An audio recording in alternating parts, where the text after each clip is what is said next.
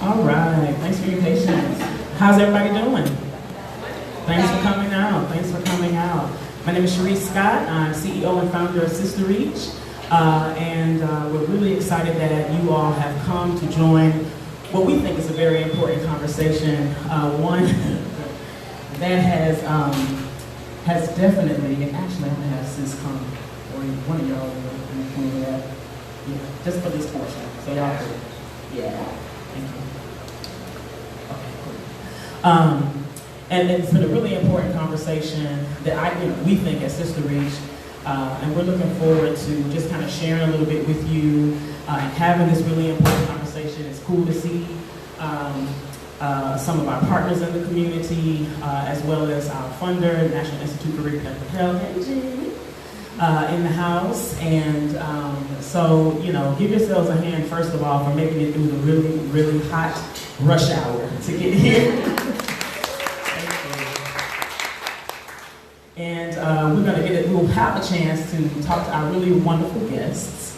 But for now, we are going to go right into a little bit of an overview, just to kind of set the tone and set some rules so you just kind of understand about the way that this work has kind of been happening in the state of Tennessee. So bear with me for a brief discussion, and I think that you guys should have information about the panelists already with you. Got panelists on our table? Yeah, let's pass that out. And you can learn a little bit more about our panelists as I'm going through this presentation. So for the almost 7 years, Sister Reach has been working from a three-pronged strategy of education, policy, and advocacy, and culture change work in order to move a progressive and woman of color-led agenda forward on the local, state, regional, and national levels for our work. We are almost 7 years old, and we are now currently located in the Hickory Hill area, right off Kirby Parkway. And we look forward to seeing you all there. And we're working with women and girls of color, boys and men, LGBT folks, gender non-conforming people. A lot of our work looks like our outreach and mobilization. A lot of that is even what we're having in this conversation, just to have a discussion about what's been going, just what's going on in the community and trying to bring that information to the public to have these types of discussions. We do a lot of direct service work, which also includes our HIV testing that we do for free at both of our locations on Kirby Parkway, and where we used to co-locate, we still offer HIV testing there at the Family Safety Center on Madison. This particular work is a part of our LARC Access project, where we've been really working to make sure that long-acting reversible contraception is being made available to people to women in the community and folks in the community who give birth. But in a way that we're trying to make sure that it's not happening in a coercive way, and being able to kind of do a little bit of understanding around that piece. Our Deep South Regional Roundtable work is one of our newest initiatives where it's a Black-led effort, and it's a 6-state effort where we're working with folks in Arkansas, Alabama, Kentucky, Mississippi, and here in Tennessee and Alabama. Just trying to build voter power in the communities, and around public policy that is impacting our lives. I think we're all still a little bit weary. I know I feel weary from even knowing what has happened on the Supreme Court level. I think it pretty much blew the wind, out of my chest, right? To know that after all of this hard work, we still have so much more hard work to do. So jumping right into understanding a little bit more about our work. These are the core principles of reproductive justice. Basically, that every individual has the human right to decide if and when they're going to have a baby, the conditions under which they'll give birth, if they're not going to have a baby, and making sure that they have options for preventing or ending a pregnancy, being able to parent the children that they already have, with an environment that is healthy and sustainable for their lives. They have the right to express their sexuality and spirituality without violence or shame, and definitely to have a quality of life. I think that that's a really important piece for me right now, really thinking about the conditions of people's lives, a quality of life that is sustainable, not just, when they're trying to make reproductive health decisions, but before, during, and after birthing or parenting. And then bodily autonomy that's free from all forms of reproductive oppression. So, RJ is a human rights framework coined and developed by Black feminists who did not see their lived experiences and disparities really realized in the Clinton administration's first attempt at healthcare reform, and especially when considering abortion access.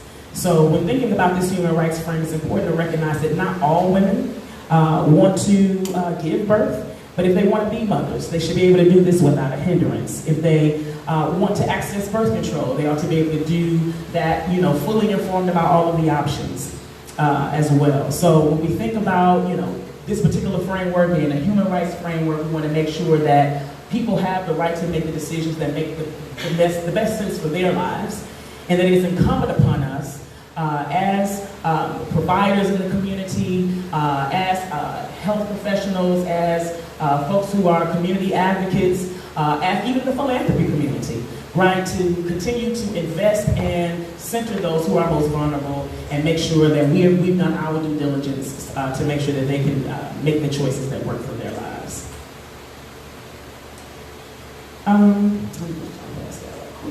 And then talking about reproductive oppression, which is the control and exploitation of women, girls, and individuals through our bodies, our sexuality, labor, fertility, and reproduction in violation of our human rights. If we don't have access as folks out here giving birth, if we are exploited, if we are forced into sex labor, if we are, regardless to whether or not we are being sterilized or chained to a bed when we're trying to give birth, if we're a trans woman and we're just trying to access care, maybe even that, or services like housing, and understanding that there really isn't housing within the state, not just here in Memphis. We have like maybe one or two folks, organizations that are really trying to center housing for trans folks. We're really making sure that folks can live their reproductive lives as safe and have that quality of life as much as possible. And then our work is based within the 8 categories of human rights: civil rights, political rights, economic rights, social and sexual rights, developmental rights, environmental and cultural rights. And Sister reaches for us, if these things or one of these things is out of whack, her life is out of whack. She's not fully able to fully realize her reproductive justice. She's not fully able to access her human rights. She's not fully able to move and groove through the world the way that's most safe for her. And that's just not her. But if she's, if that mother, if that parent, if that piece is not on point, that also means that her family is also marginalized. Her community, more than likely, is also marginalized. So we'll talk a little bit more about that as we get into the panel discussion. And I think we just want you to walk away with really an analysis that's been developed by women of color, which is first, the ability of any person to determine what happens to their body is directly related to what's going on in their community. We want folks to stop using drugs, and we want to make sure that there are behavioral health clinics at their disposal, right? We want folks to stop having unplanned pregnancies. We want to make sure folks got access to CompSexAid and condoms, right? We want to make sure that folks are fully informed about the things that are going on in their communities and how they can access what they need to access. And then second, human rights protections or violations will determine an individual's ability to exercise self-determination or the ability to make decisions on your own behalf. And then we must work with other social justice movements and allies to build a new movement to save all of our lives, right? And those of our families and our communities. And so that means, we got our girl here, Cheryl Piggy's Creek with Sister Girl. We got Dr. Janaku here from Lemoyne College. We've got Jasira here, Olatunji, who's running Left Foot Forward.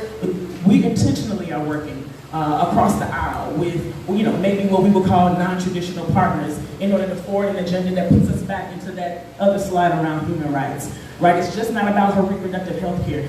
Does she have proper housing? Does she have a good job? Are her children safe if she got to work the third shift job? Does she have to worry about her children being abused by the healthcare provider or the babysitter? Those types of things. Is her life intact? And then, to make this even more expansive beyond the woman and to bring, a partner, if we're talking about a male partner, and it, may not be a same gender relationship, does that man or boy have the social supports himself to be able to support not only himself, his family, his children, You know what I mean? So really thinking about the kind of full range of this work, not just centering just on women, but centering on our full families, right? And making sure that we all can make healthy decisions.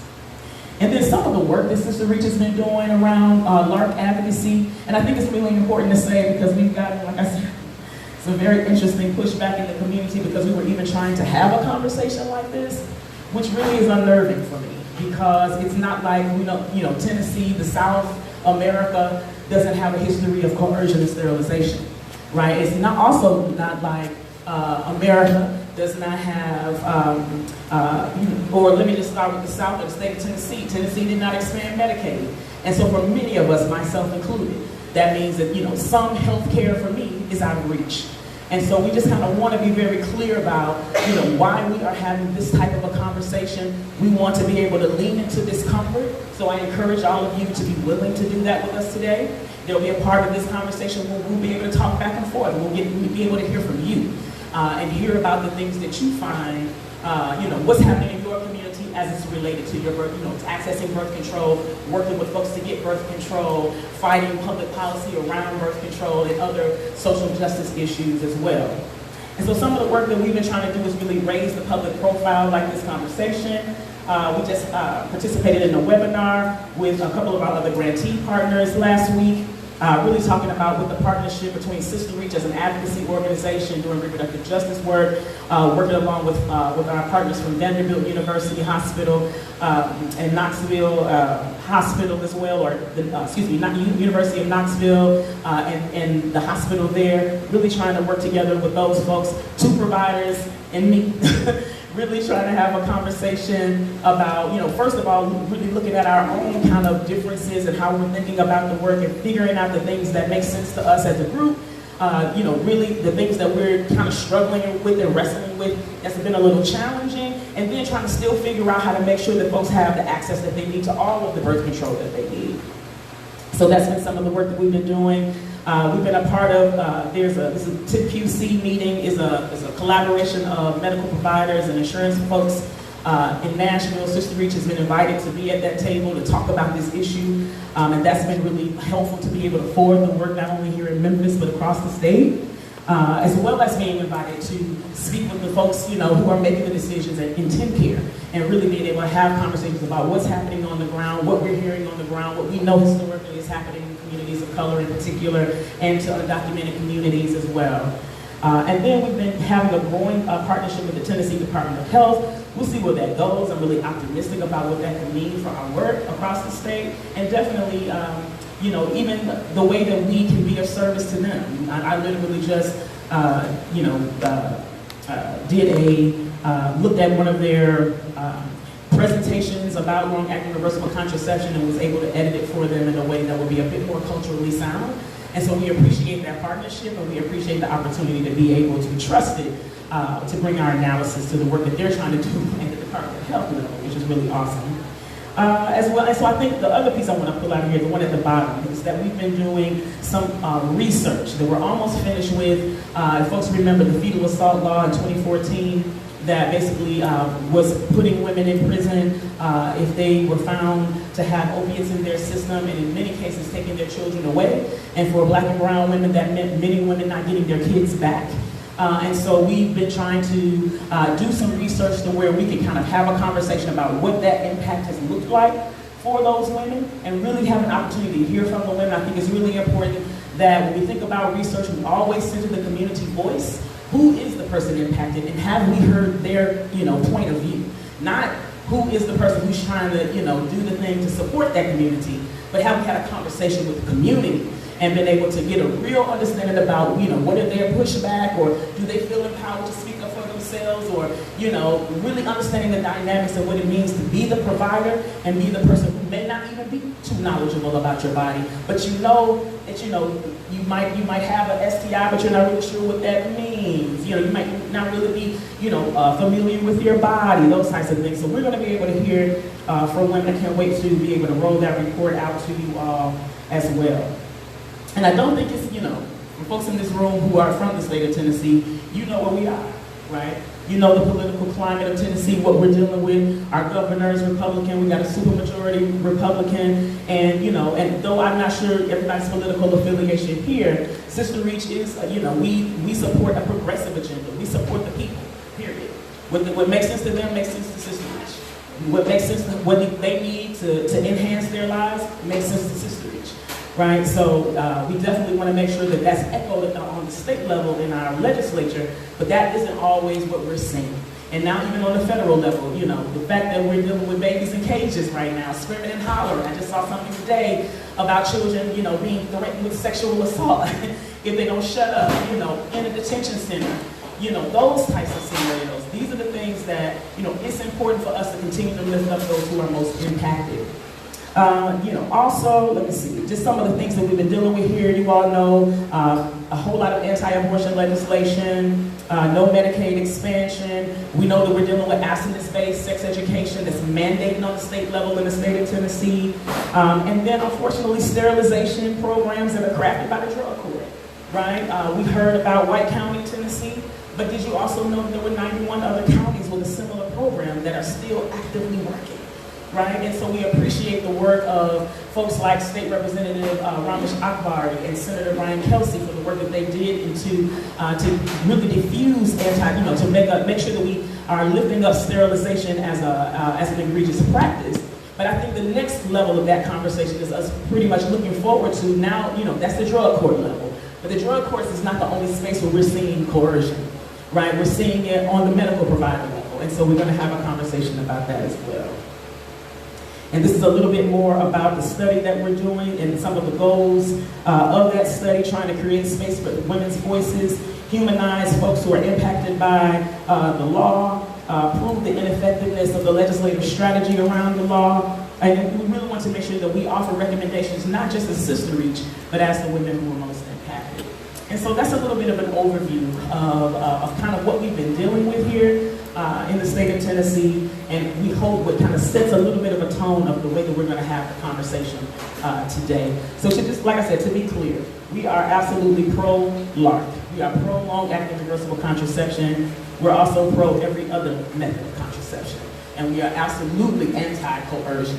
And so, just to be clear, that is also the position in which this conversation is being had. So thank you, and now I'm going to pass it over to our Director of Policy and I'm going to bring up Nakia Grayson to have a conversation. Dr. Nakia Grayson, give her a hand to talk to you guys a little bit about the history of birth. Thank you very much. Like you said, I'm Nakia Grayson. I am a midwife and a nurse practitioner here in Memphis, Tennessee at Choices, which is the Memphis Center for Reproductive Health. And presently, the work I work on is actually increasing birth access and birth options for women in our communities.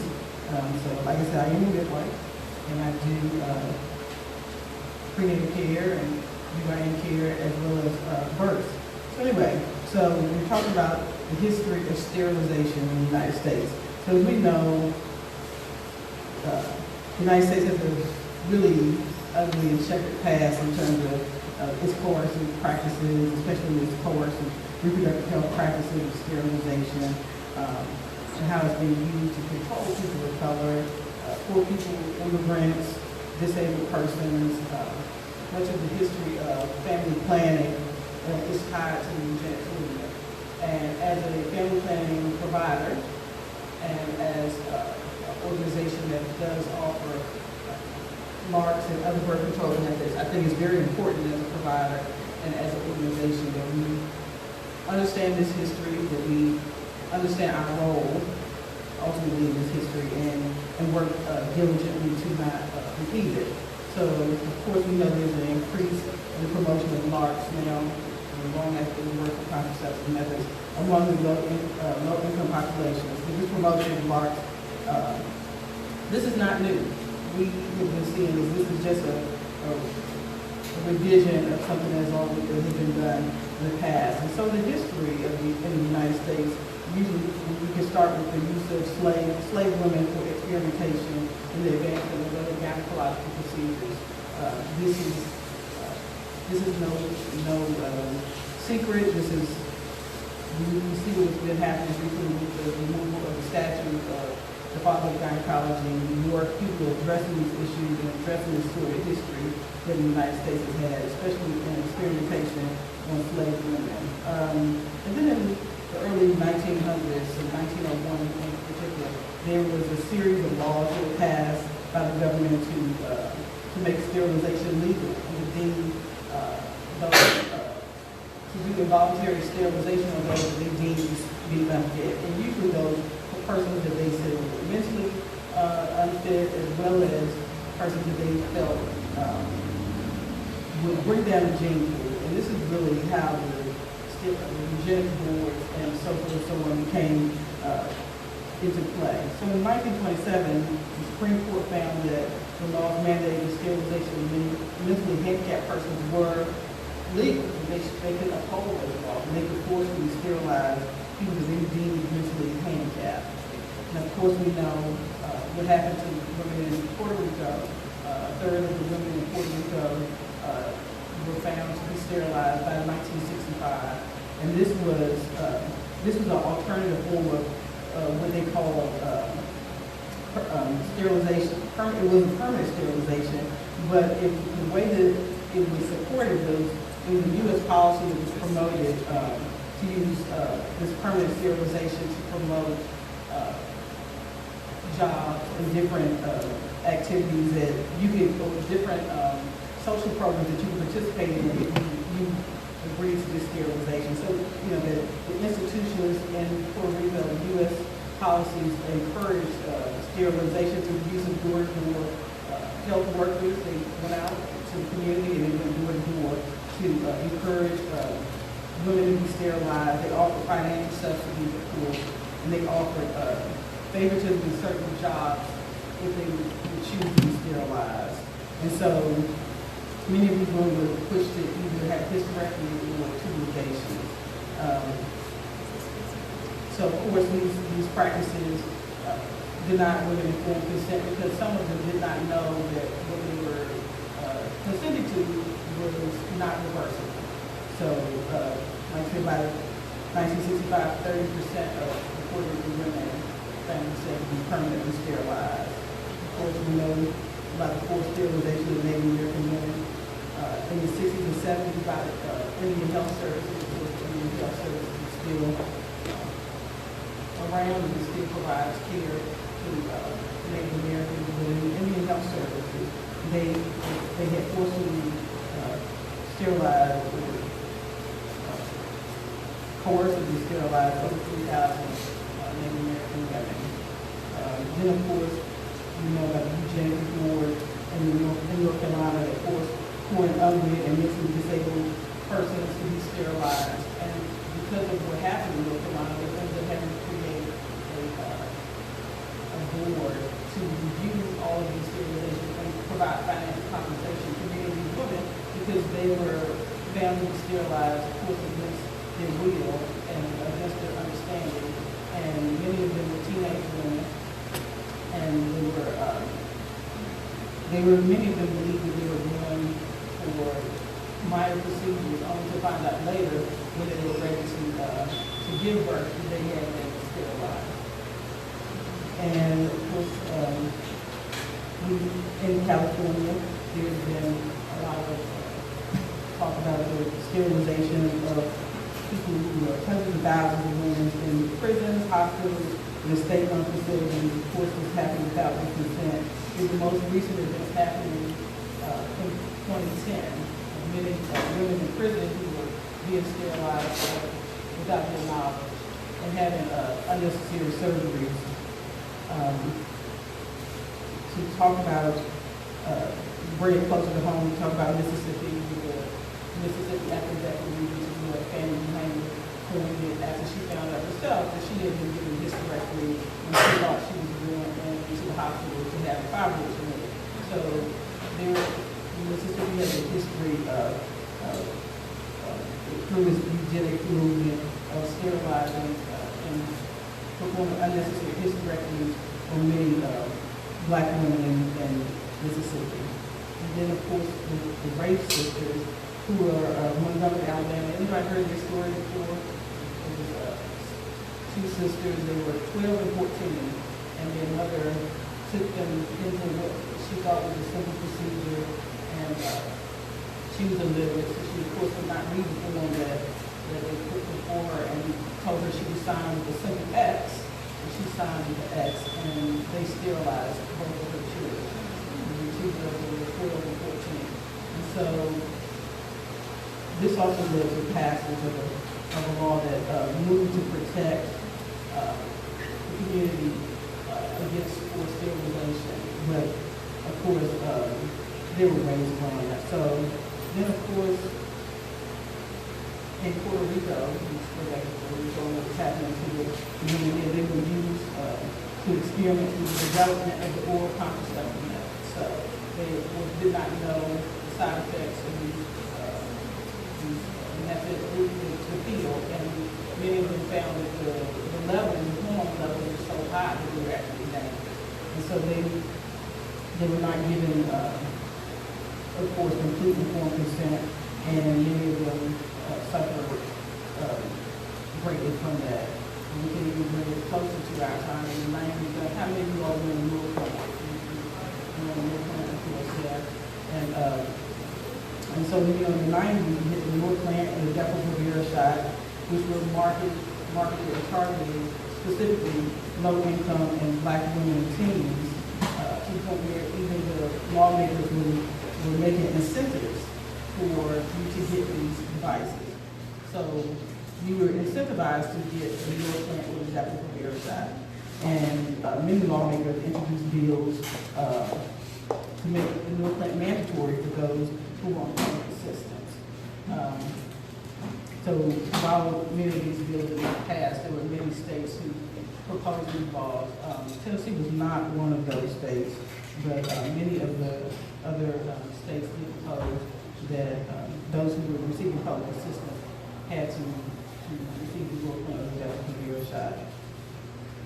And of course, as Sharice mentioned, in 2017, a judge in White County, he's the only one that was brought to light, because I believe with many others, was offering to reduce jail time for inmates who volunteered for sterilization.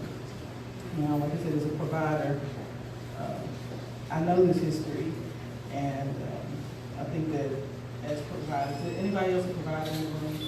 Right? Yeah, you're a provider, you are a provider. I think it's really important that we know this history and be very cognizant of it and making decisions about how we advise people, especially when we're advising them in terms of their reproductive health and their reproductive rights, because these are not isolated events. These are just a few points that I wanted to make in terms of looking at how black and brown bodies are being experimented upon and how their body autonomy is being removed from them. And I think that what we see now, especially with the progression of the LARC devices, while LARCs and sales are not necessarily bad, how we present them to people and the things that we tie to the LARC in order for people to get it in necessarily can be seen as coercion.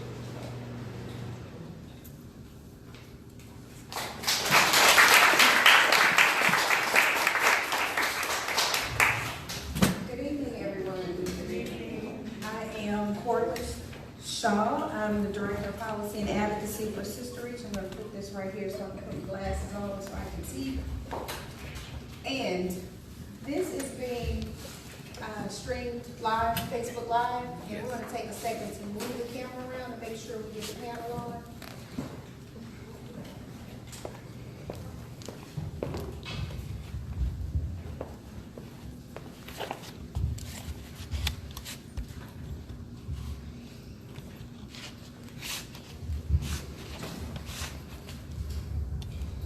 While he's setting that up, I will quickly introduce our panel for you this evening. First we have, well, you met Sharice Scott, Executive Director of Sister Reach.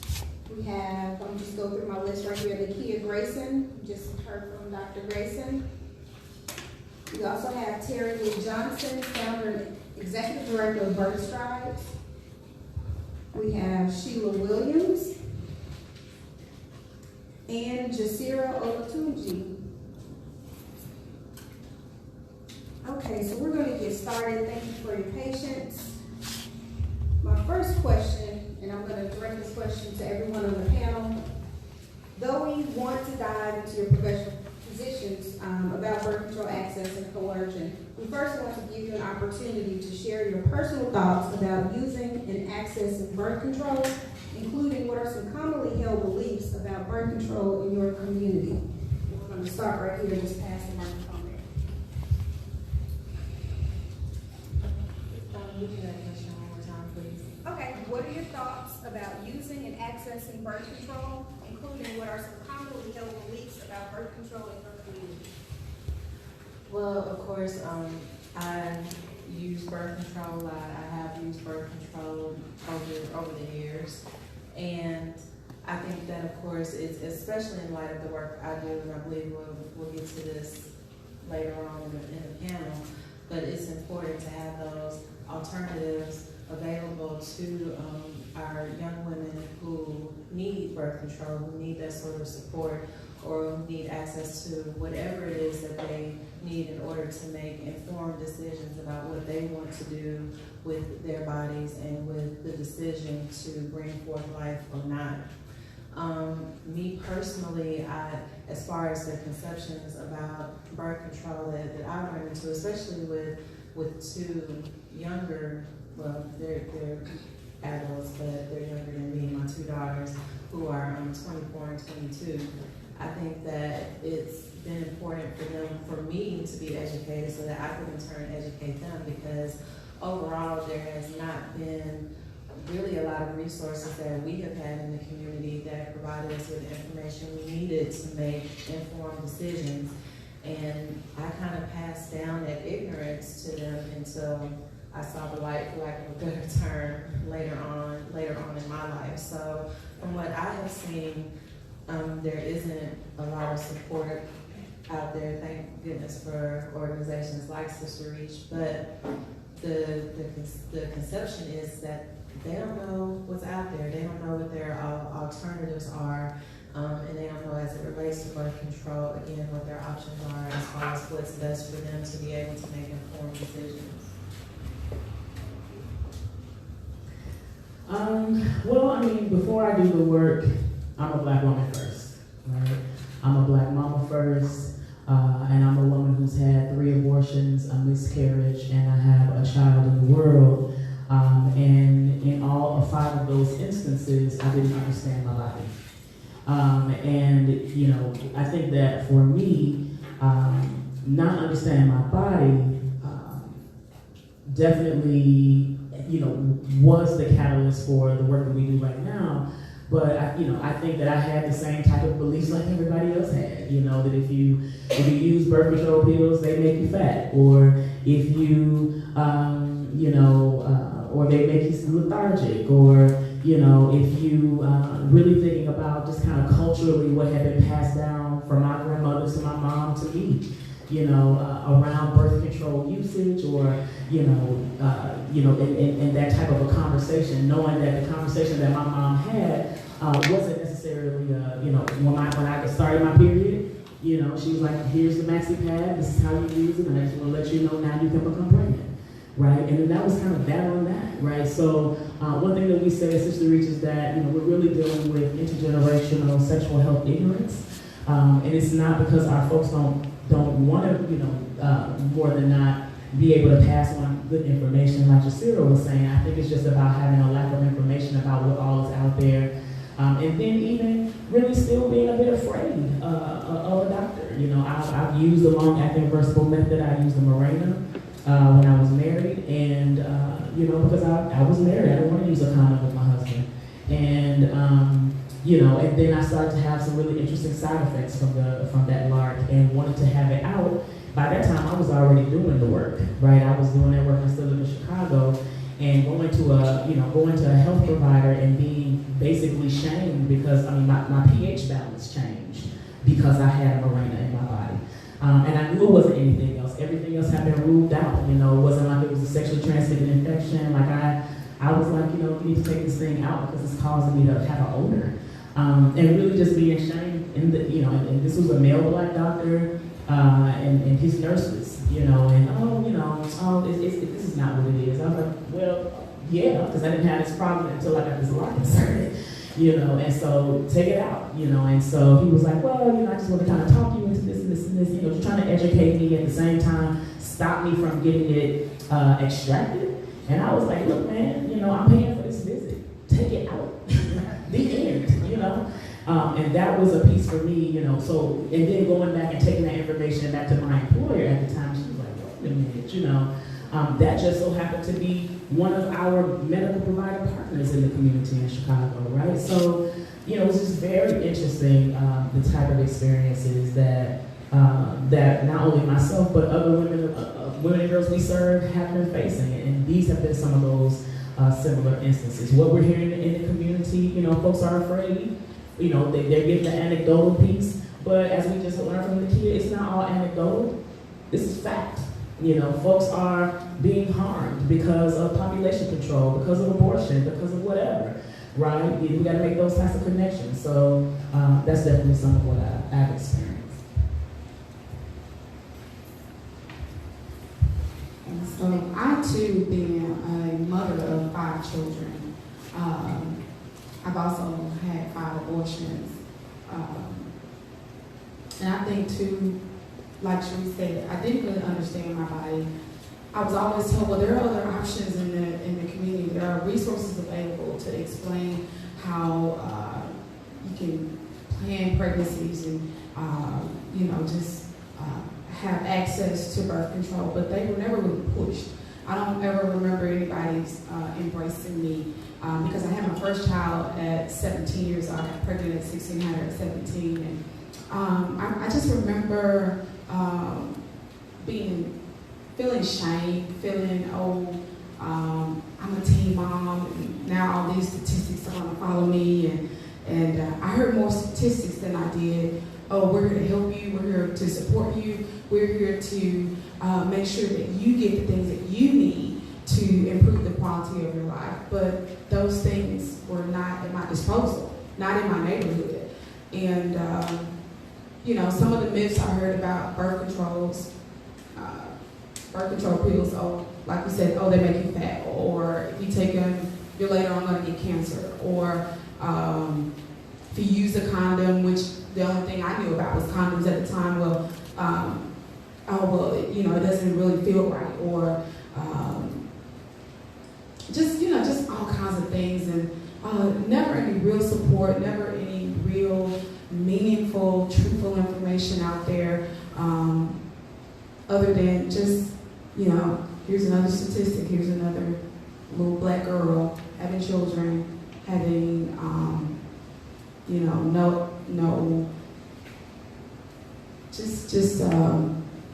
just basically falling into what we expected of her as a black woman, and being a poor black woman, growing up in a poor neighborhood. This is what is expected of you. So I really feel like having those resources were intentionally held back because of those statistics. So, and I too am grateful for organizations like Sister Reach, who are there to embrace us and to get to the root causes of these issues, and to really hear our perspective and make us inclusive on what we need, rather than being told, you know, what we are and what's expected of us, and, you know, and things of that nature.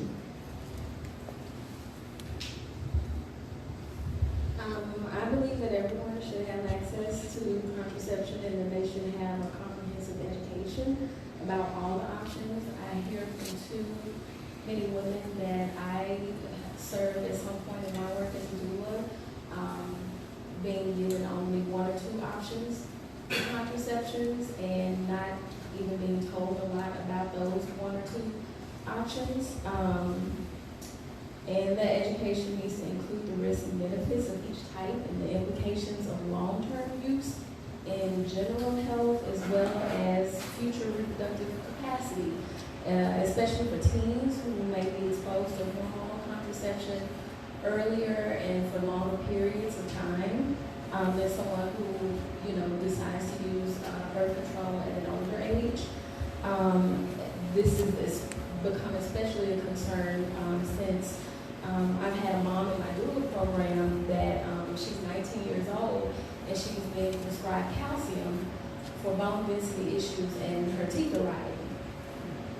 And she, thankfully, very recently, she just gave birth to her second baby with the assistance of one of my doulas, and we're continuing to have that conversation with her on what her best options are for contraception, because it's obviously not what she's been on. And as far as the opinions in the Black community around contraception, it's always been a mixed bag. There's factions of our community that find contraception taboo. There's factions that have, normalized it and find it necessary. And then, unfortunately, there are factions of us that think it's genocide. And that thought in and of itself speaks to the dire need for education around contraception. Okay, thoughts about birth control.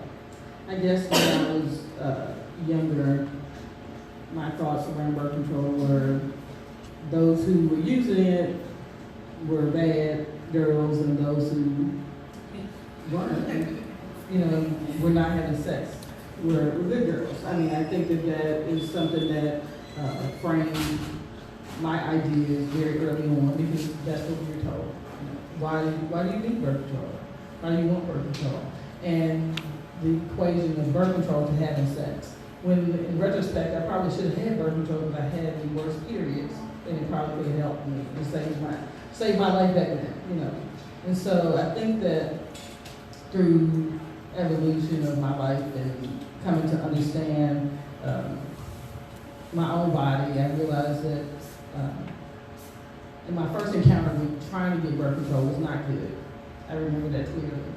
I was in college, I was 20 years old, and the options were not presented to me. I was given one option, and that option made me sick. So I never used it again. And then I remember some years ago when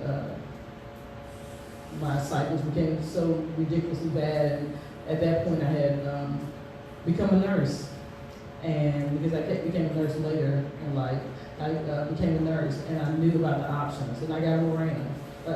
Based on my informed knowledge, I chose a Mirena, and it was the best thing I ever did. So I recognize the importance of education, and now that I have a daughter of my own, she's only 6, and she knows far more than I do about reproductive health. She's teaching all the kids at her school, but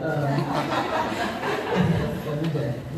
But I think that it's so important that we have those conversations very early, and we stop the shame that's around this idea of sex and sexuality and sex as being bad. And so we talk, and now that I work as a midwife and I do GYN care, and I see lots of women, and I work in a clinic that not only provides prenatal care but also provides abortions. I see a lot of shame around coming into the clinic to get birth control in 2018. So, but I also see a lot of women who have seen other providers and they were given birth control options that they did not want.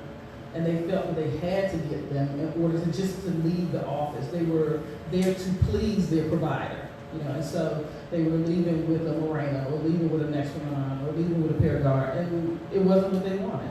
And they didn't feel that they could go back to that provider and have the device removed. And so I see a lot of them, and then talk to them about what was your understanding of this device? What was your understanding of the side effects of this device? And did you choose this, and what options were presented to you? So I find that in our community, especially here in Memphis, I'm not from Memphis, but I've been here for a little while now, especially here in Memphis, there's no education. There's no education. We need comprehensive sex education. If you want your young people to practice safe sex and to reduce the unintended pregnancies, we need to give them information. And many of them come into the clinic and have no idea what their body is. I mean, none of it. They don't understand the cycle. They don't understand what, different birth control methods will do to their body and how it will have a reaction. They get the Depo shot and they don't understand why their period becomes irregular. Well, who gave you the Depo shot and didn't tell you that this was a possibility? So I think that what's happening in our community is that one is a lack of education, and like I said, I became a provider a few years ago after working in public health for a long time. And what I learned was that as a public health provider and then as a medical provider is that we're taught to distrust the community. We're taught that you don't know what's best for you. And so to really confront that and address that, I had to do the work and start to really read and dismantle what I had been taught and read books like Killing the Black Body or Medical Apartheid or Pregnancy in Power and Reproducing Race and most recently, has anybody read, well, no, Birth and Justice is good, but Medical Bondage. Yeah, and so I had to do the work to dismantle the miseducation that I was given through my formalized programs in public health and nursing to be able to really address the issue that we saw in our community and to be able to provide people with true options for their own life. Right, we're gonna hold the microphone down that way, and passing it on back down. Each person, I know everyone out in our audience has a copy of everyone's bio, but for our web viewers, if you would introduce yourself and give us a brief synopsis of, your work, where you're from, and that sort of thing, just pass it on back down. Okay, so I'm Nakia Grayson. I'm a certified nurse midwife and a family nurse practitioner, as well as a medical anthropologist, and I work at Choices Memphis Center for Reproductive Health. I presently work on projects that are addressing birth injustice in our communities and increasing access to midwifery care and birth options. I'm Terry Johnson. I'm the founder and executive director of First Strides. We are a community-based food organization providing no-cost meals for Black mothers in Memphis, Tennessee. I am Sheila Williams, a mother of 5, as well as 5 grandbabies, and I serve on our public transportation board here, which is MATA. I particularly work with single women who is our highest ridership and to support them in improving the quality of their lives, not being locked in their neighborhoods, to have access to the things that they need to be able to do so. All right, and again, Sharice Scott, CEO and founder of Sister Reach, a reproductive justice organization. Now I can say the second because the homie got the other one. Yeah, right, we got it, so we're the first, and I'm so excited, hallelujah, to have another RJ organization in the state of Tennessee, working from a 3-pronged strategy of education, policy, and advocacy, and culture change. Greetings, everyone. My name is Jasira Olatunji, and I am the founder of Love Foot Forward. We actively fight against child sexual abuse in our communities. We promote the practice of prevention via education, and for those children in our community who have unfortunately experienced child sexual abuse, we also provide outlets so that we can promote healing through the arts for those children. Thank you. All right, Jasira, I have a question for you. You serve youth who have been impacted by sexual violence. Explain to us what the culture of sexual behavior looks like for young people who have been exposed to molestation, incest, and rape at an early age, and the benefits of having access in comprehensive sexuality education and any other types of birth control information education. Okay, so in addition to my 24 and 22-year-old, I have a 2-year-old. So I'm sharing this because I'm going to get to the answer. But so my 2-year-old, we're potty training, it's a struggle. It's a struggle with a young man. And so now he's in this independent stage where he wants to go to the bathroom by himself. So he'll go to the bathroom and he'll yell out, Mommy, I'm tucking my penis. Like he'll tell, because I told him I tuck the penis, otherwise we'll have a surprise all over the bathroom.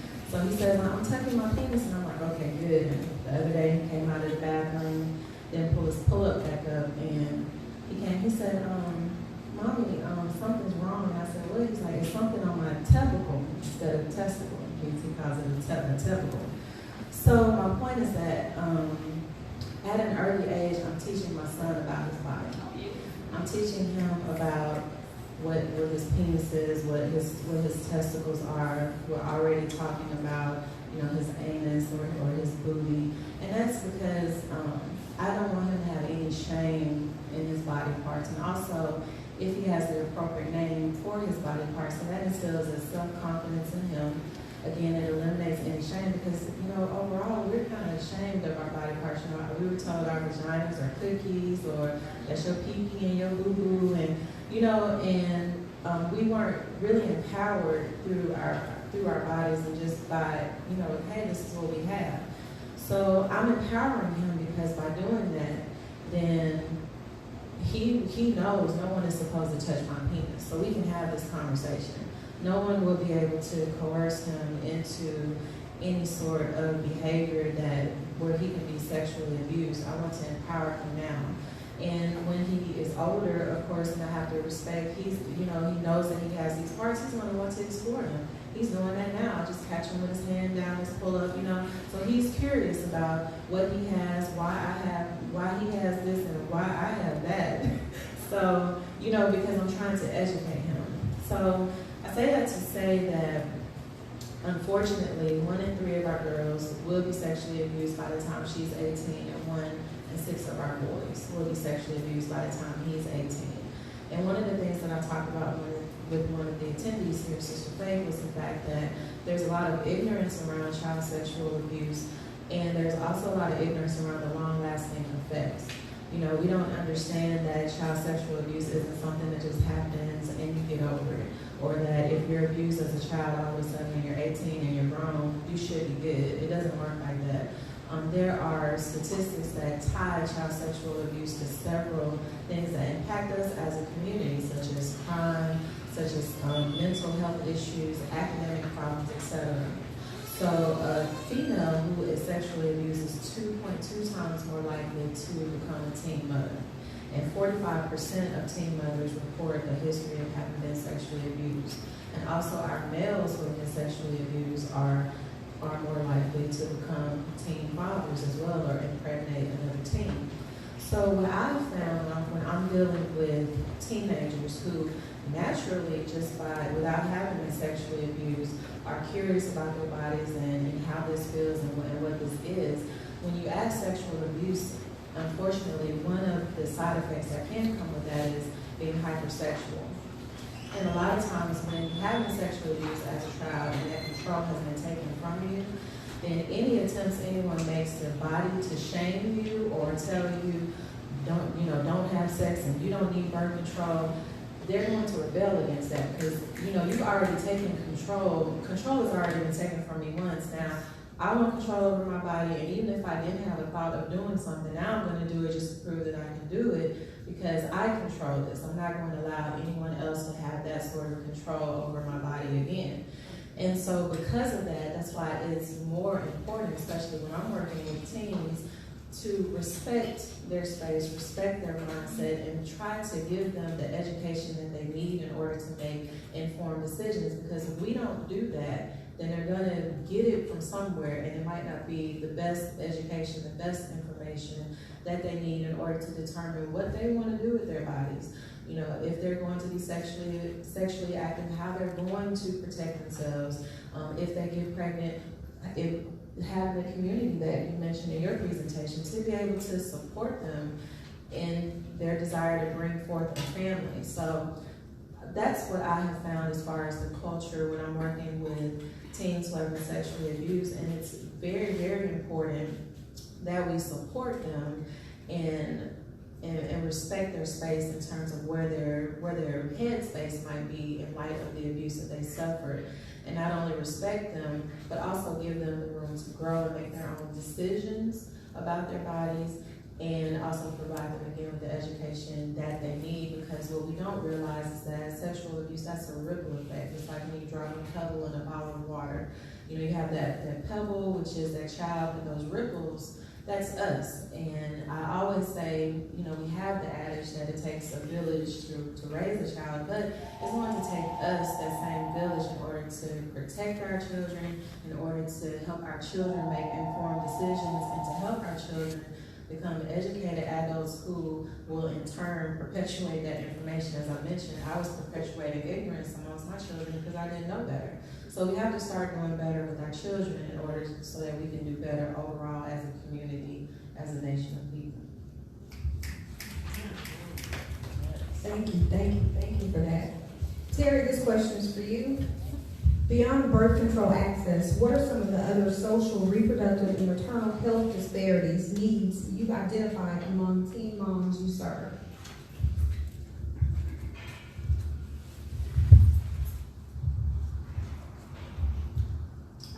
The most noticeable difference that I can remark on between teen moms and adult moms is that teen moms virtually have no knowledge about their bodies. And then even with older moms, this is hit or miss. I dealt with, you know, full-grown women that know lots about their body, a little bit, and also none, some that still know nothing at all. And then besides that, the needs and the disparities are really the same, and those include food access, having hopefully sound healthcare providers, for pregnancy and birth, for lactation support, for pediatric care, for mental health services, having affordable and safe housing, you know, being financially literate, transportation, and I could go on and on and on.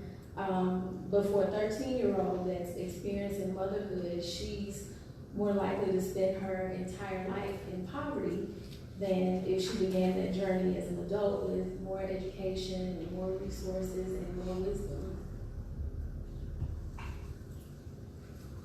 We can hold the mic down. I think I'm pretty loud. Let's see. Okay, Sheila, this is a three-part question for you. Let's see. We have, what has it looked like for you as a Black mother in Memphis to plan your family and raise your children? I don't know where the three parts came from, but what is it like? What does it look like for you as a Black mother in Memphis to plan your family and raise your children? So I guess what are some of the difficulties you've experienced as a mother with 5 I don't think we have enough time to cover the challenges and the obstacles that I have faced as a Black mother raising my child and my children in Memphis. I'm a little bit full because as my sister here was talking about childhood abuse, I was molested several times before age 13. And I just remember when I first got pregnant with my oldest child, and she is 25. Knowing that I wanted to not be a helicopter mom, but to be that protected her child. So I was a bit overprotective because of the abuse that I had experienced so young. Just didn't understand my body, didn't understand my emotions, didn't understand my mental state of mind. A lot of the things that I suffered, I suppressed. And I didn't want to remember, but I knew there was something deep inside of me that was just trying to fill a void. And I was just searching for something that seemed endless on finding.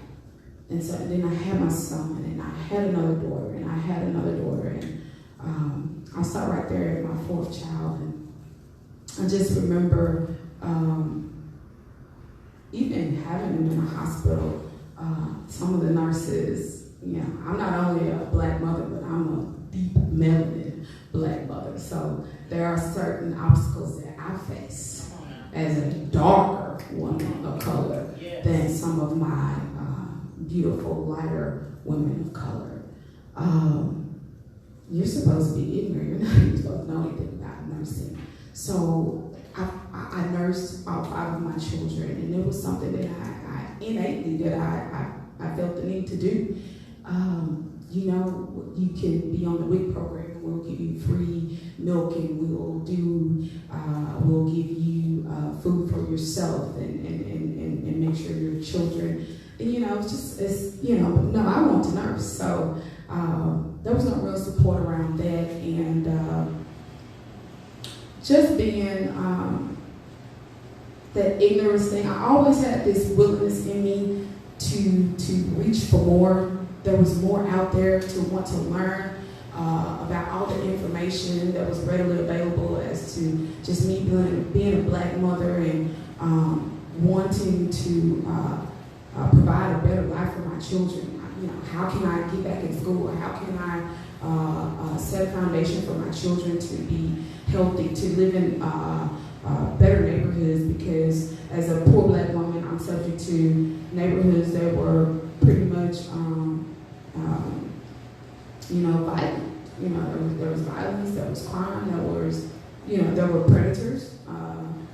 Because that's how I grew up generationally. I was in a poor environment, and we know that there are more predators in those neighborhoods that prey on us as black children and black little girls, and they take advantage of us, just because of the environment that we're just so boxed into. So, my guys, I just know I'm kind of rambling, but just, oh my God. I know that was a very open-ended question. It is,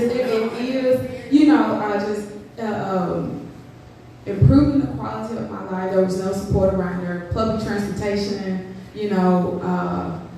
if I get a job and I have to use the bus because, I'm starting from square one, I have to worry about, bus fare for myself, bus fare for my children. I'm on a time frame, so I got to get to work. I got to first get my babies to school.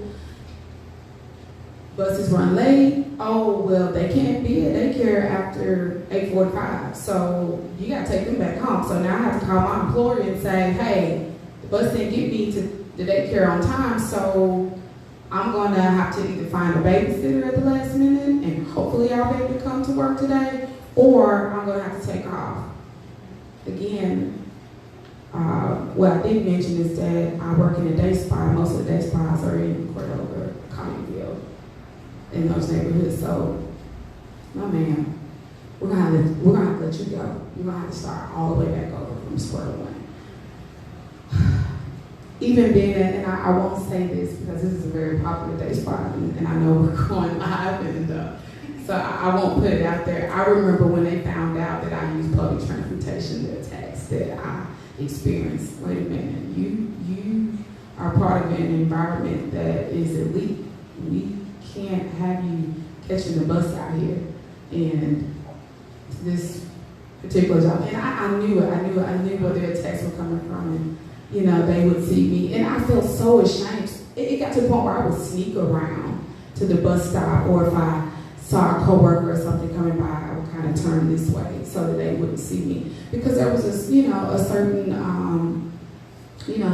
there's a stigma placed on you, and there are certain standards that are met in this type of environment. And I was blessed to even be able to work a job and where I'm around people who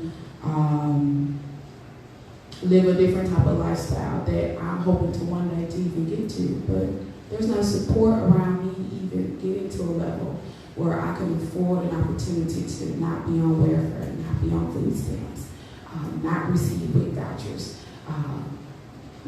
just public assistance, period. There's another level in this, and there's a yearning within me. And I have 3 girls and I have a son, And, you know, I want to show them that because you're black, you don't have to be poor, you know, but there was no public support. I'm paying taxes, you know, if I'm paying taxes, I would think that my policymakers would support me, not being, you know, an impoverished black, being a statistic, because what they want to do is help eradicate poverty, right? Anyway. You know, that's what I hear. I don't know if y'all heard the same thing. So, you know, just all these challenges and obstacles and just being a mom. I remember, and I'll say this and I'll wrap it up. I remember being at Bridges back in 2013, and there was a professor who came over and spoke, and she talked about single black women in Memphis in her book, and she talked about all these statistics that were subject to young black males being raised by a single black mom. They were, oh my God, they were cringing, and that they would be, you know, 86% more likely to be poor, more likely to be incarcerated, more likely to be a victim of a fatal victim of a violent crime. And I remember saying, oh my God, you know, against all odds, this is not going to be my son. And there was just a fight within me, and I was determined as a black mother raising a black son by myself that, you know, this is not going to be my child. And for the average, they would have given up a long time ago, because our society does not support us with the resources and with the education that we need to make sure that these things end, like they say that they would love to see here in Memphis. And, you know, but that fight in me kept me going. There was so many times when I wanted to give up and just say, hey, you know, I'm just going to become subject to these things. And I'm so thankful that I persevered, and that, you know, I can say here today that I'm no longer on any type of public assistance, and that the quality of my life has improved. But it didn't come without a fight. It didn't come without a determination. It didn't come without just that going the extra mile. And I shouldn't have to go the extra mile. It shouldn't be this hard, you know. And so I just say, you know, to my sisters who are still struggling, and yet I'm still struggling. I mean, I have made it, and there's still a struggle. But who are at different levels that I have had the grace to conquer, to keep going, to keep fighting, because it is worth it. And if you don't have those resources or the education readily available, you go knocking down some doors and you go kicking down some walls, because you're going to get it one way or the other. And you know, I know that it shouldn't have to be that way, but you know, this is what it takes, you know, to make sure that our children can be you know, model citizens and live their best life, and that they don't have to be a victim of these statistics because of the type of neighborhoods that they grew up in.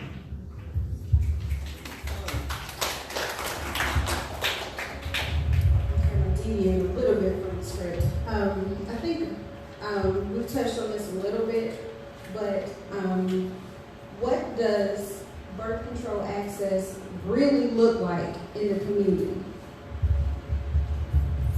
Whoever wants to answer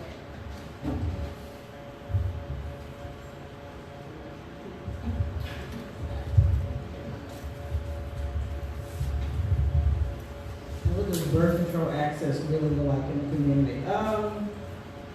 I think that there is, well, first I think we need to define what access is. You know? So the idea of access is if we make certain things available to you, then you have access. And it doesn't matter, if it's not the choices you want, you still have access. You know? So I think that birth control is available in our communities. Definitely the health department that get it. I don't know that everybody knows where they can get it, but they can definitely go to the health department to get it. there are many organizations that are providing birth control to the community. Now, available can also mean that it's not cost prohibitive. So then we have to address that issue. And I think that presently in our community, the LARCs are available, the long-acting reverse contraceptive methods are available, and that they are actually being shoved down our throat at this point. At every turn, you will hear, you can get a Lorena, you can get a Paragard, you can get a Livetta, you can get a Nexplanon. And I think that in a way, or perfect, I think it's purposeful, the conversation has shifted in a way to make it so that these other birth control options are demonized. So the pill is no longer effective now, according to this tiered program. You know, now the pill is not effective, or the condom is not effective, but you can get Lorena or Paragard or Nexplanon. Those are effective. The Depo Provera shot, those are effective. So I think that in terms of access, it kind of depends on who is trying to access it and who is the one that's providing the access. So, you know, you have some organizations that will only provide you with a LARC. That is not access. They are proud of themselves. They think they're doing wonderful work in the community. That's not access. Saying you can get a free Lorena or you can get a free Paragard, free Livetta, a Nexplanon, but you can't get birth control pills or the patch or the ring for free, then that is not access. I mean, that's where we are right now. And so what I see as a provider we have done is we have demonized these other methods of birth control, the methods that you as an individual have true control over. And we have praised and put up as the most effective ones, the ones that you need a provider to insert and remove. Let's be clear. I mean, so I remember some years ago when I was just working in public health, mind my business, and I started out in public health and really looking at healthcare from a macroscopic view as opposed to this, individual based care. And when you talked about statistics, the education that we get demonizes communities because that's all we heard were the statistics. So, the top of the African American people of color, the top of the ranker for HIV, for STDs, for heart disease, for diabetes, for anything, then you're automatically taught to think that there's something wrong with these people. It's something wrong with these people, and there's something wrong with their judgment and their ability to make choices for themselves.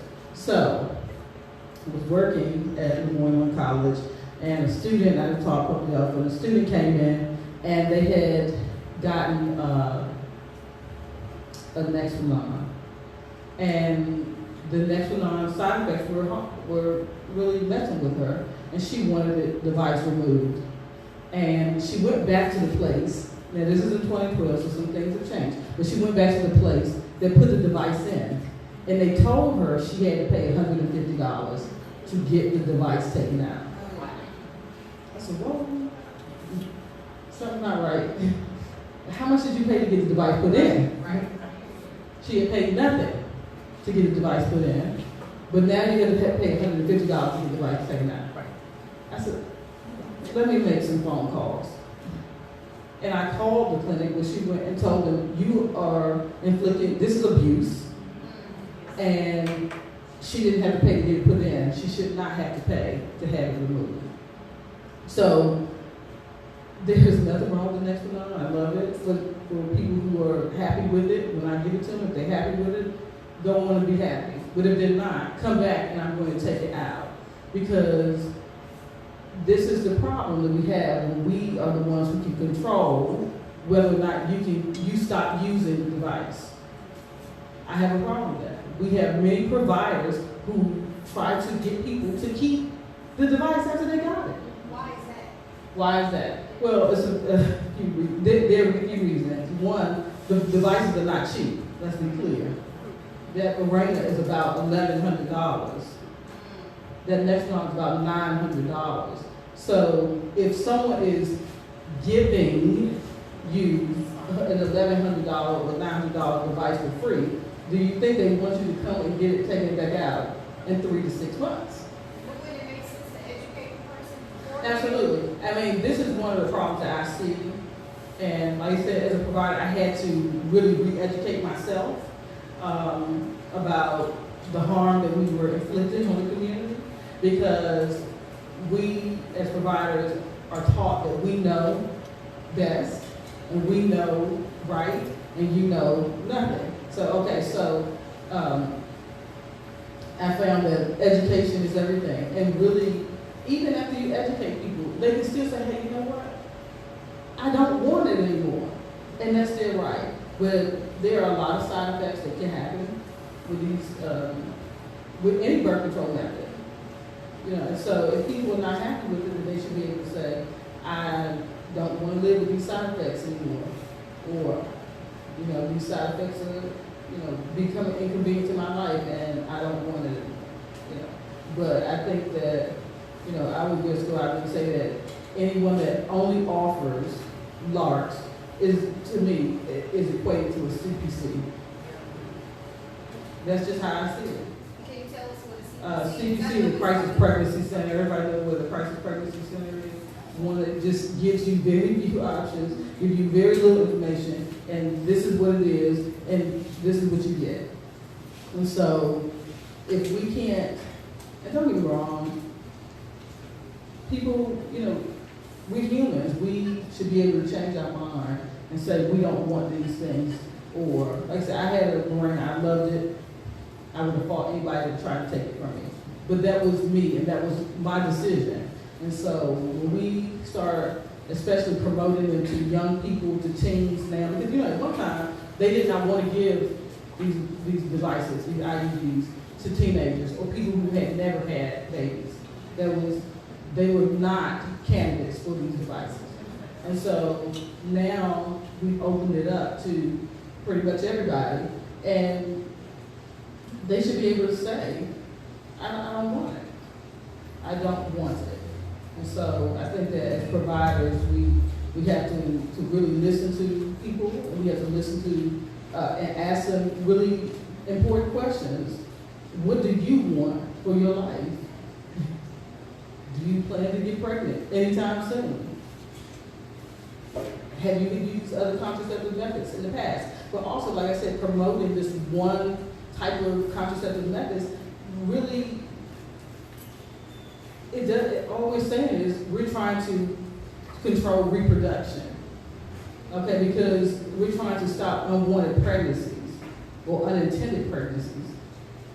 Or maybe even some intended pregnancies, but we're not saying, we're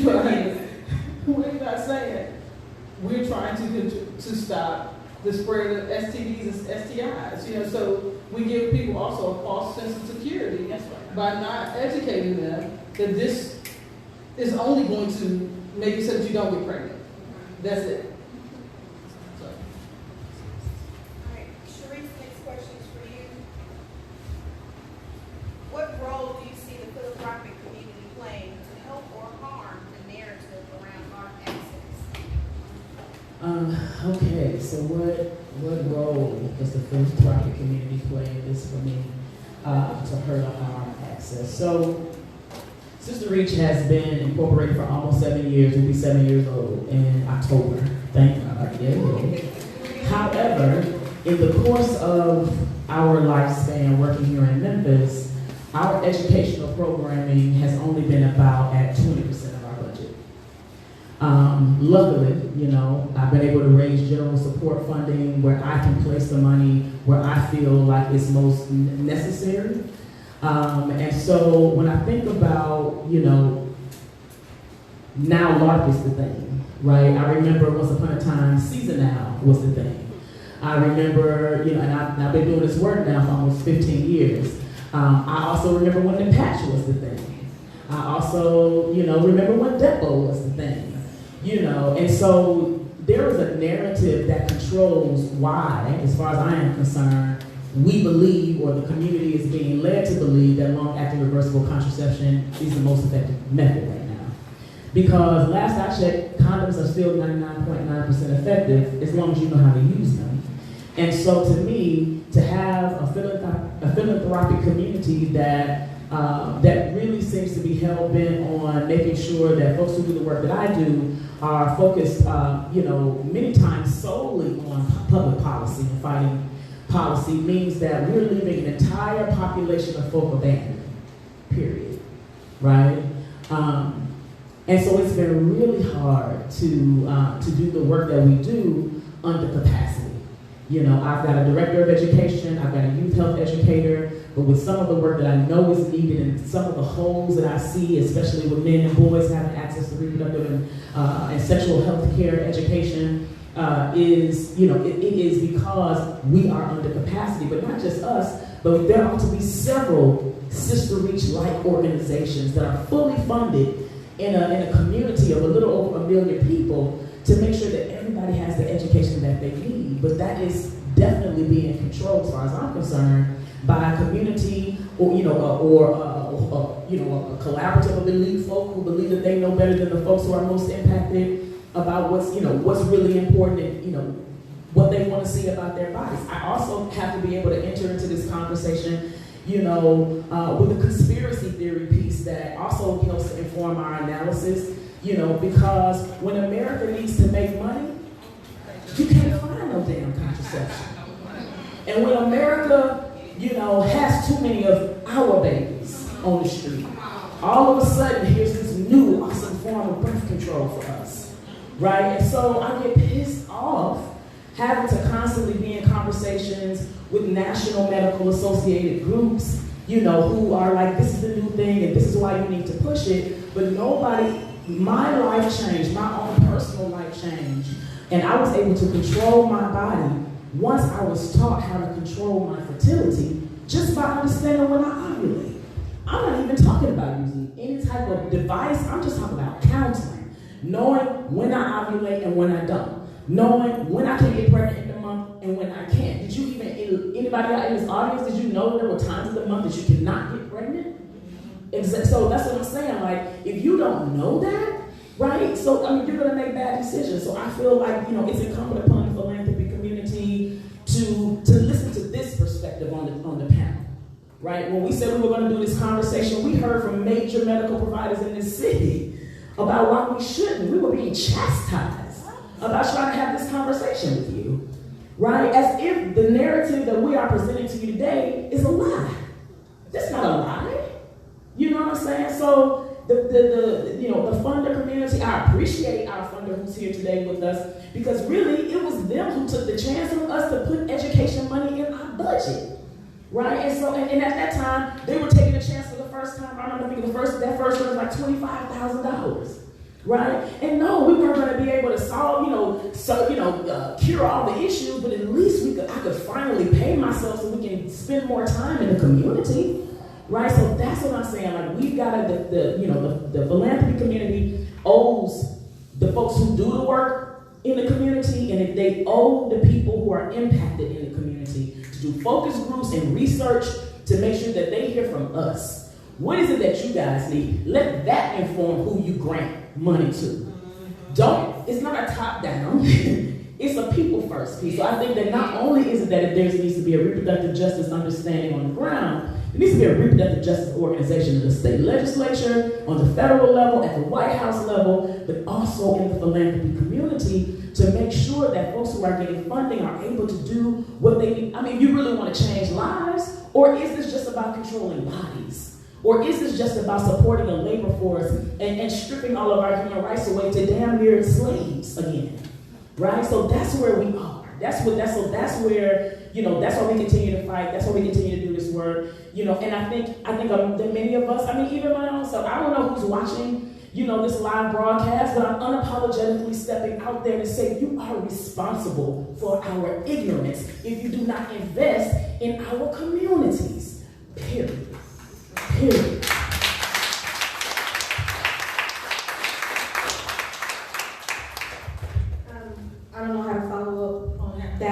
but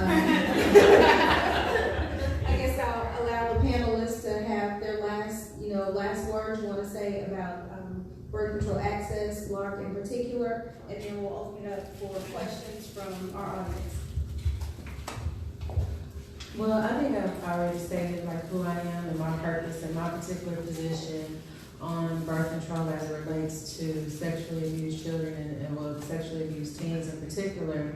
So the only other thing that I would really add on to, especially with Dr. Nakia on the end was saying was as it relates to access, another level of access, because I know from the health provider angle, she spoke about it being affordable and that there being places where we can get it. But on the flip side of that, as someone who is not a provider but actually uses it and is boots on the ground in the community, we also have to educate ourselves. Like that's another form of birth control being accessible, is by us being able to provide the information that's needed, because ideally in our communities, those who need birth control or our children who have questions about birth control come to us first. And that will, and what we say to them will either persuade them or dissuade them from going to see a health provider to get the birth control and the information that they need. And as it relates to what Sister Terry was speaking about earlier in terms of women not knowing their bodies, I mean, I had 3 children and I had my son when I was 37, and we went to lunch one day and I don't even know how we got on the conversation, but I knew nothing about birth control at 37 years old. I think I just knew about Depo and the pills and how I felt like our Depo just makes you fat, you know what I mean? So just that level of ignorance and not knowing. And she really schooled me that day as far as what my choices were, and it blew my mind because there were some things she shared that I didn't even know existed. The rhythm method, I didn't know anything about that. So my point is that whether they're 17 or 37, like myself, there's ignorance as it relates to our options. And so as far as accessing birth control, that responsibility also lies with each of us to educate ourselves, because again, those directly in our communities will look to us, whether they're our children or our nieces and nephews, or whether they look up to us as community leaders. They will come to us first, and we're who can empower them to be able to make the right decisions, or at least point them in the direction to where they can get the information they need in order to make a truly informed decision about what's best for them and where they can maintain power and control over who they are, their desires, and their bodies. I just want to, bring our young people into this conversation, and really think about what are we hearing from them, and what are their needs. Our young people are talking about needing condoms at school. Our young people are talking about wishing that they had more access to the health clinics, the 3 now that we have. We used to have 4, but really need, depending on where you are in the city, the transportation issue, not being able to get there. I just want to bring our young people into this conversation, bring our LGBT community into the conversation. With there being really no focus beyond HIV within that community. And I really, so I just want to lift that up, and I just really want to thank you guys for showing up for this conversation, right? And showing, I think, the naysayers that there really was interested parties in what we were talking about. And we appreciate you being here.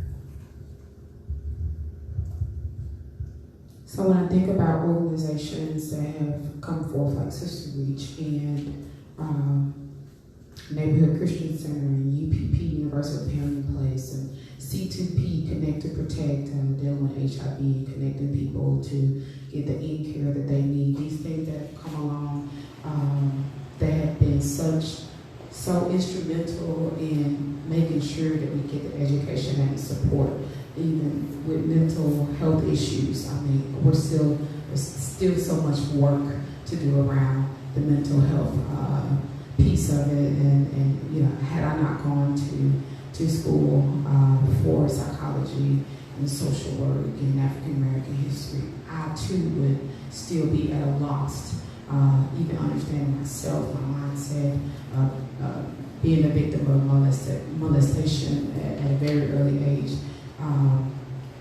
And just all of these people have stepped forward, but there's still so much work to do.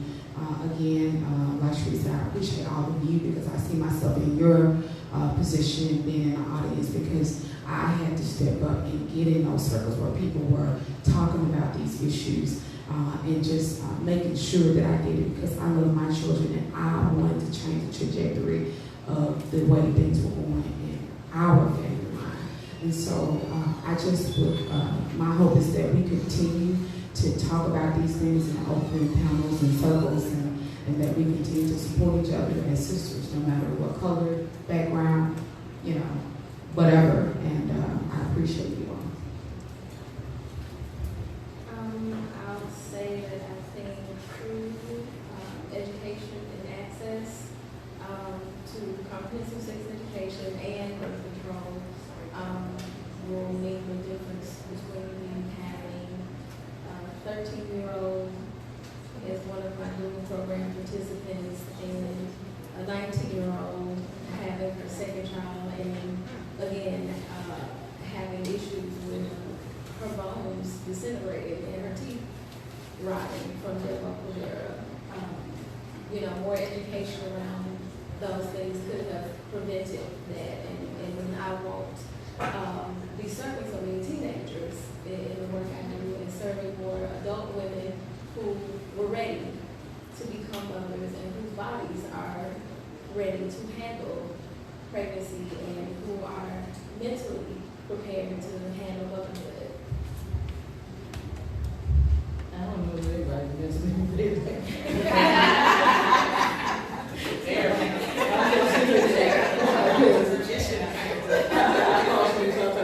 You did not tell me the truth. You did not tell me I was going to experience it. I guess, final thoughts, I think, like I said, as a community provider who sees people, beautiful people every day, just wanting to live their best life, I think that education is so important. We see so many young people who just don't know and just have so many questions, and when you sit down and really talk to them and get them to open up, they are just, they blossom. And I think that as a provider, it's so important that we build trust in our communities and that we build trust with our patients and those who come to see us, because we need to provide non-judgmental care, non-judgmental, unbiased care to people. I mean, that's what they're looking for. I think that we are going to a very dark and scary place right now where we are saying it is okay to lie to people to get them to do what it is that we want them to do. But that is not our job. That is not our job, not only as a provider, but as a parent. And so I think that, we have to address what full disclosure is, what true informed consent is, and really help people to understand what their rights are, that they have a right to say, no, I don't want such and such, or no, I don't want this procedures done to me, and for us to respect those decisions. I think that some of the ways that we can bring about improvement in access is my role list. We must first recognize our own unconscious bias. That's so important. We all have it, but we have to really recognize what our unconscious biases are. So we must recognize our biased practices that cause us to recommend LARCs and sterilization to certain groups of women. I see it all the time. I saw it in the hospital. And I would ask questions. Why did you choose to drug test her and not the one that came in before her? Why did you choose to recommend to her the LARC and you didn't recommend it to this one?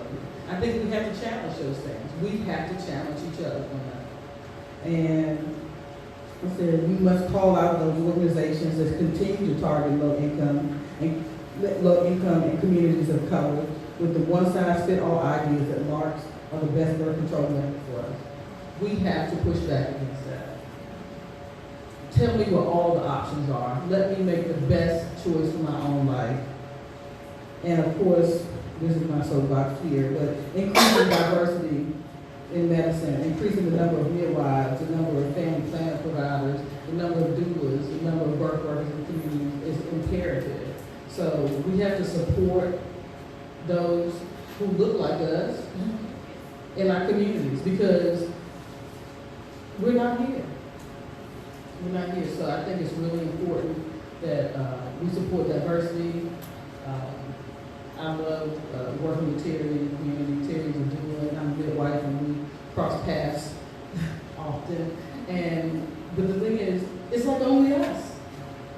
It's us. This is the Black birth community. It's a damn shame, y'all. It is, and I don't feel proud to say that. There's no pride in that, you know. So I think that we need to really support diversity in the work that we're doing and really work to be more inclusive.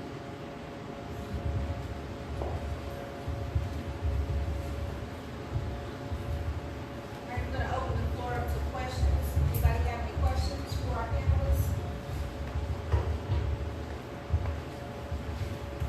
Any comments related to the topic?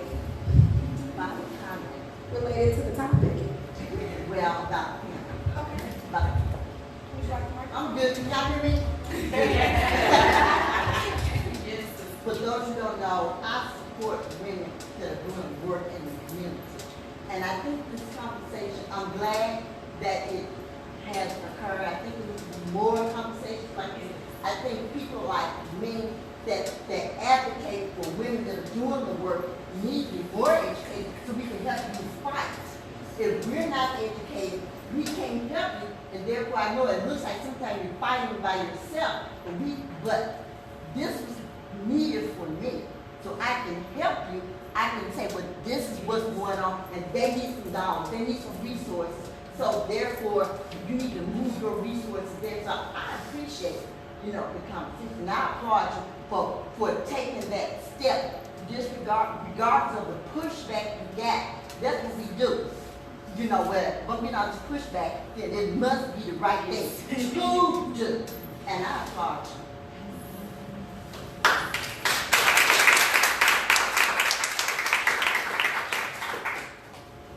Anyone else?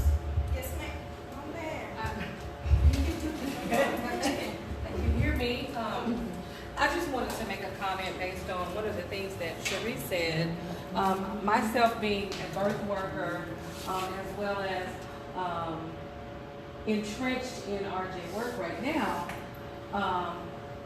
I was educated on something, not thinking about, or my own ignorance was revealed to me about not realizing that a LARC can change your pH balance. And as someone who is a medical professional, at 45, just being made aware and understanding that could be and may very well be some of the issues that I'm having that even some of my medical providers aren't aware of.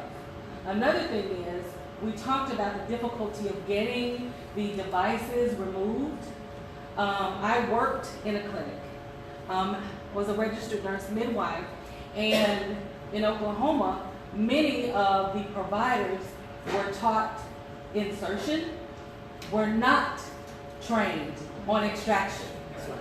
And so to me, that was a very strategic and deliberate and intentional plan set to where there were only one or two people that could remove it.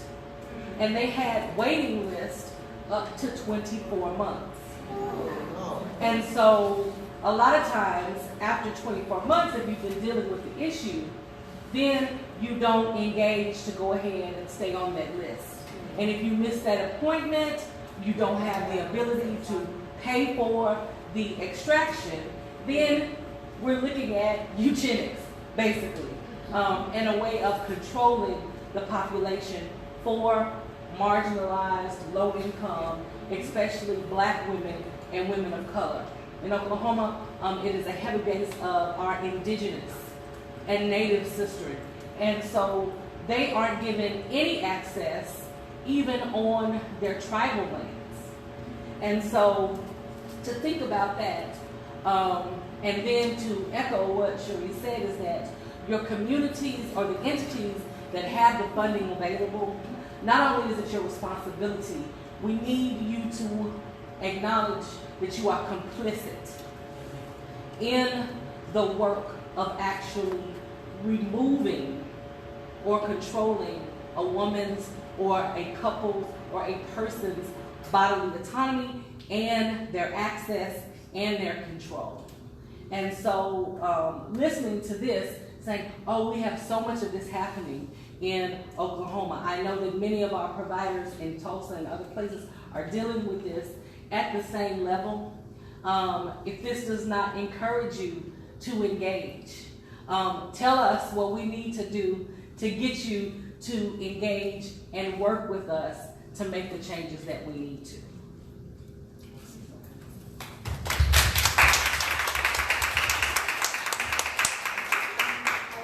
Somebody else have a question, comment? I just wanted to say I am very, very thankful to be here. I came across this event on someone's page, and it's funny because Sharice and Terry and I met actually probably about a year and a half ago, and I wanted to connect with them again, but didn't have an event to connect with them and didn't have their information.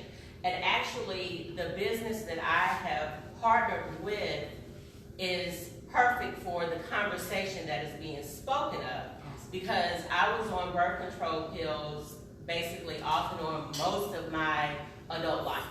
And unfortunately, I don't have children because of it. It was not given to me because I was sexually active. It was given to me because of my cycles and because I had fibroids. And then the last option was the Depo shot. And unfortunately, the side effects that go along with it are not nice at all. I'm actually dealing with some of those right now. And it was a wonderful thing for me to go back to my doctor and take my little silver box. And when the nurse asked, so we see that you're on Flexeril, I said, no, I took that one time, it didn't work for my cramps. Well, you're on this, no, that didn't work either. Well, you're still taking a Depo. No, I've actually been off the Depo since July 3rd of last year. And he was surprised. How did you come off the Depo? Because of something that helps me with my cycle that is natural to where it's on the outside of my body and it's not affecting the inside of my body. So we need to have choices in what we do. If you want to use birth control for being sexually active, let it be that that's the conversation that you're having, not this is forced on me because it's the only way that it's going to regulate my cycle. And when that doctor actually saw me 5 years ago, I came into Church Health in a wheelchair. They went and got a wheelchair for me because I was walking bent over. I was cramping just that bad. I saw them 3 days in a row. The next day, I was told to come back the next day to see the specialist. Then I was asked a few questions, and it was told, oh, you probably have endometriosis. Let's give you the Depo shot. Wow. Go ahead and stop your cycle and see if we can get this under control, because it's too expensive to have surgery and you're young. And so at that point, I didn't care what they gave me. I just wanted the cramps to stop because I had been dealing with them for 6 days. I hadn't been able to eat, so I couldn't take medicine to keep it down because everything came up. I just wanted to be out of the pain that I was in. So I didn't know what I was asking for. But at that time, I had no other alternative. So for me to say, I'm going to go and I'm going to try something that is natural on the outside of my body, when I had in the back of my mind, I had 6 days straight of pain.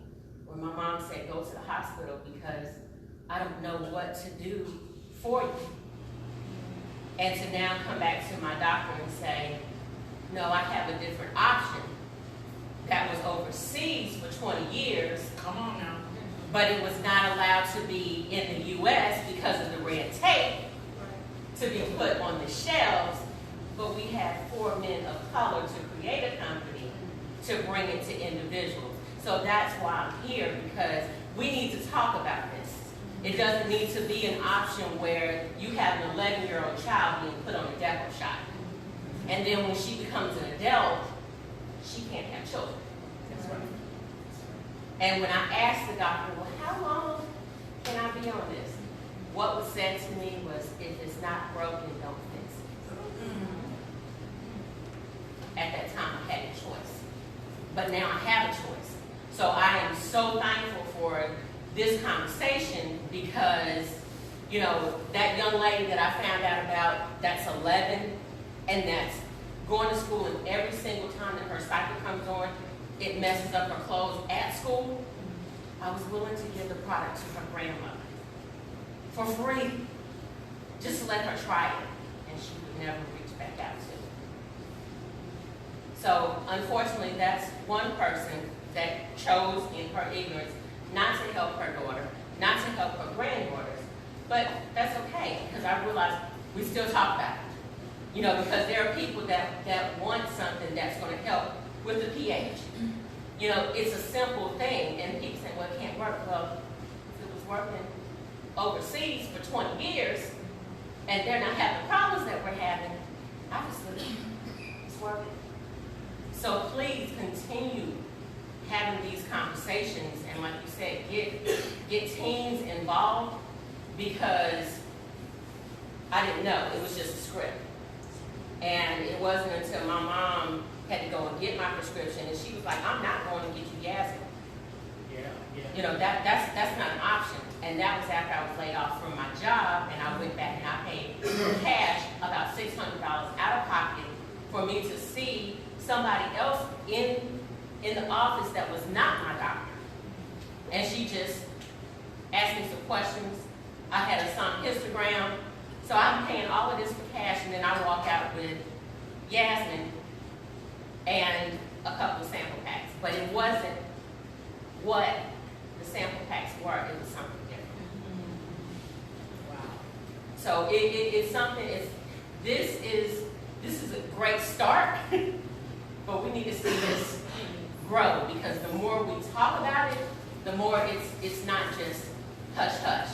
And, you know, it's funny for me to walk up to a man, they say, oh, no, I don't need that. And I go, oh, you're married. Do you have daughters?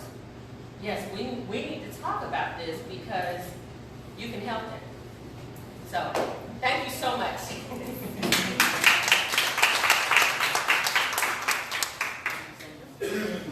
Thanks for sharing that. Dr. Johnson?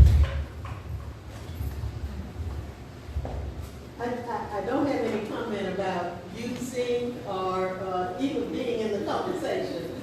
This is past my area of experience, but I'm retired now, I'm going on, but I do teach the family class and the gender class. And so I think this is very interesting for my students to get involved in, because number one, well, they are in the process of trying to make decisions like this, and they really need to be a part of that conversation. But more importantly, most importantly, is that professional ethics, and that's what I was getting from this. We started off talking about the Tuskegee experiments and how could, you know, people in the community be a part of participating in the experiment and not helping those men. So what syphilis is, you know, is out there, and no one really sees this as current. So I think that this discussion brings something to the students that is current, something that they're involved in. And I really think that, so I'm going to use this as an example. That's how I'll be able to use it. And also, I'll be able to point students to you, of course, to get help and assistance, because they really need to appreciate the voices in the community instead of being miseducated, as you said, about what's happening. That they really need to see, you know, what's going on with the political climate now and all that is happening with the Supreme Court. To see all of these things, it really falls on what people can do at this level. And I feel very proud that we have a real model here in Memphis. This is something that we can be proud of that's happening in Memphis with African American women in Memphis. So that's how I'm going to be able to use this in my class, and hopefully then that we will have at least a few, because as I said, well, I don't think I said that 90% of the students that I have are social work majors. And so these are some of the topics, or some of the discussions that they will be involved in, because they're all going into, I think most likely that they are going to, go to graduate school, or they're going to be working in maybe some of the agencies that are helping you, or even in Sister Reach. So I really appreciate this conversation that you had tonight. Give yourselves another hand. Give our panel a hand. Give our moderator a hand.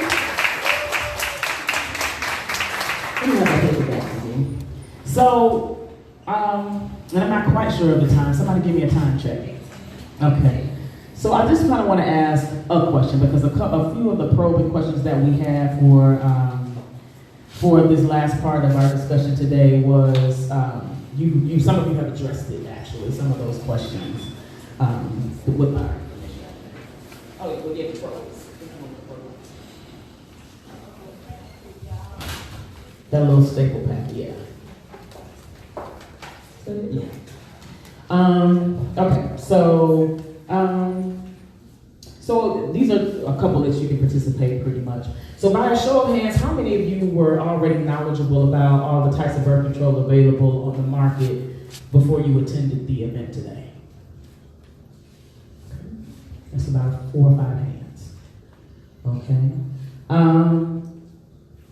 In a room with about 30 or so people. Okay.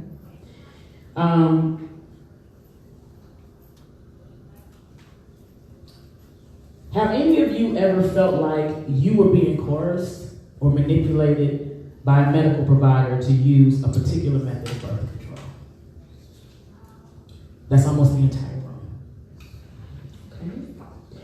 Okay. And so last, I think just you can popcorn this answer. What do you wish healthcare providers knew about you and what you want from a contraception visit? If you had your opportunity to, kind of set a recommendation that Sister Reach could take back to the communities that we're working with, advocates and folks on the TennCare level, folks on the provider level, if they're, what do you wish your provider knew about you and what you wanted, from a visit about birth control?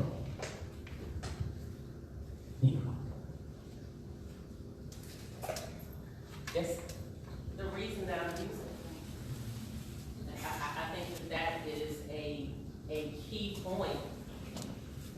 If I have a problem, there's a problem going on with my body, let's address that problem, not just put a Band-Aid on it. Mm-hmm. And then if I'm given the option of birth control, let it really be a conversation of, do you want to have a family?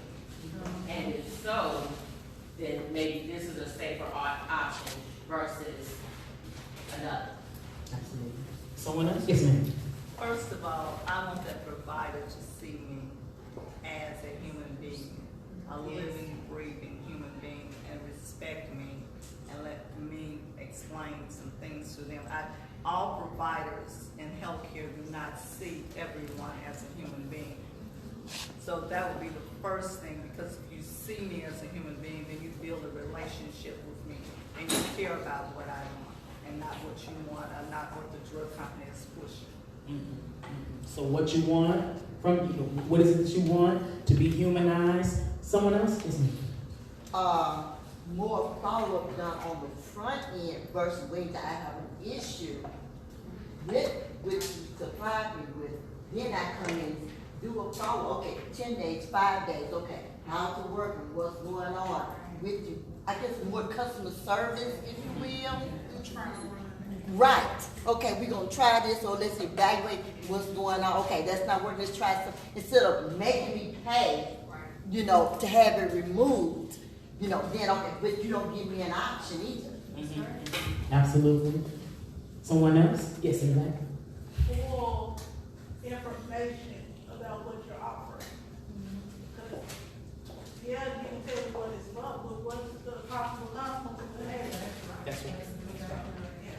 saw another hand. Yes. Just time to listen to the questions I have about the birth control. Not trying to rush me out and like not do the next one. So not trying to rush. I know that's definitely something that we've lifted up a lot about, this assembly line type of care. Really thinking about, I know this will hit Terry in a particular way in here, what it means for poor women to be offered a C-section and women it means to be able to have a vaginal delivery, right? So absolutely, taking the time with you, not just rushing you through. A couple more.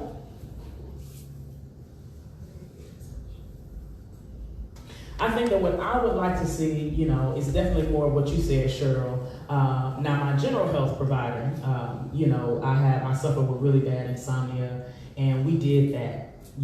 Well, why don't you try this right here? This is the natural thing before we try to do something else. Tell me how that works. Okay, you can go get this over the counter. Those types of things. So like options. So we're hearing options, being able to have an informed decision, not feeling like you're on an assembly line for your care. So basically, what we're hearing is that there's a huge lack of communication, and so one of the things that I think that I didn't get a chance to say on the panel is who is actually responsible if I don't know anything about my body? Am I responsible for that, or is my provider responsible for that? Because if we go back to what Nakia said, if she was taught not to trust me around my health decisions, then that also informs why there's no real, focus on the need for comprehensive reproductive and sexual health education, right? If I'm not being, what is so hard about trusting me? And the only piece that we could find was you're not trusting your patients because you're not investing in your patients. And that's not the fault of your patient, that's your fault. That's the fault of the public health community, the medical provider community, right? The insurance community, those, the social support, state-funded program communities, the White House, that's who's responsible, right? So again, I appreciate you all for coming to this conversation. We're going to be having more of these conversations not only in Memphis. We're going to at least have one more that I know of for sure, because my organizer, shout out to our organizer Brianna Leverett for organizing the event for us tonight. She's working with our young people over at the office right now, getting them ready to canvas. And our youth are ready to canvas because, they're just interested in something on a very local level. The fact that, many of us who are parents in the room might already think our kids are getting some level of sex education, and they're not. Depending on what school you go to or who your principal is, you might not be getting any education. And we know this can't be comprehensive because, you could get Sister Reach could get a fine. If we teach anything outside of abstinence-based education in the school system, we could be fined $500 per child, right? That's the law in the state of Tennessee. So why is there such an investment, and such a, this kind of financial punitive feeling about just being able to make sure that all of the folks that we serve got information and education? What is that about? Why is that, right? So we appreciate you. We're glad you signed the mailing list. We want you to come back to the next conversation. It'll probably be early fall, August, September. And then we're taking the show on the road. We're going to be in Nashville. We're going to be in Chattanooga. And we're going to be in the Knoxville, Johnson City area very intentionally, because these are also areas that have high rates of unplanned pregnancies, but these are also areas that have high rates of rape and domestic violence and pockets of poverty and drug usage, right? So we want to be able to bring in all of those, the very rich conversation that we had today. We'll be having a similar one, and I hope that the next conversation we'll be able to get State Representative Akbar, and maybe hopefully then she might be Senator Akbar, right? We don't know. We'll see. Sister Reach is nonpartisan. I want to make that little disclaimer. But Sharice Scott would love to see, someone who looks like me continue to be fighting for me on the Hill. And so we want you to, next time we want you to come back and we want you to bring a couple people to this conversation because we need to grow it. Right, we appreciate the folks who came. We want to give it up to the sister Michi and Makia's cookies.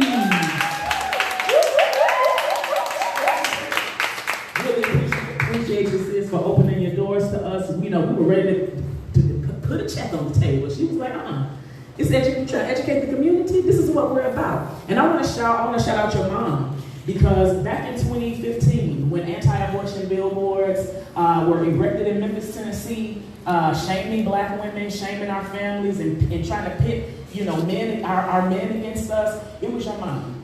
Because she had a billboard over your location over on Airways, right? It was your mom who said you all can come with your cameras, use our electricity, whatever you need to hold a press conference about this issue. There are progressive, awesome, badass sisters in this community, and I just want to say thank you to you and your mother. We know that this you down here doing your thing, and this is so dope, so shout out, continue to support this black business so that they can continue. I mean, they didn't have to do this. They opened their doors to us for free, right? So that we could do the work in the community that they believe in as well. So bring a couple folks next time, and we don't want to hold you any longer. Shout out also to our communications team, Parizo Marketing, Eric Sanfo over here, who's here with us, making sure that we got pictures and that we have live video. For those folks who tuned in, we appreciate you. I'm gonna share this on my personal page.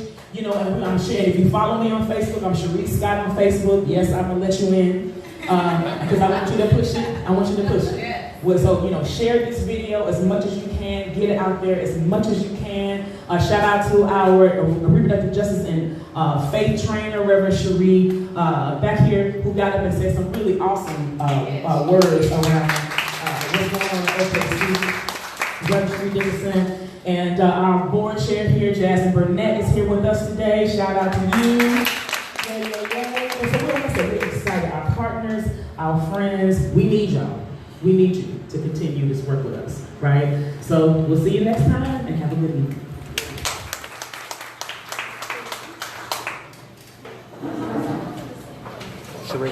Sheree.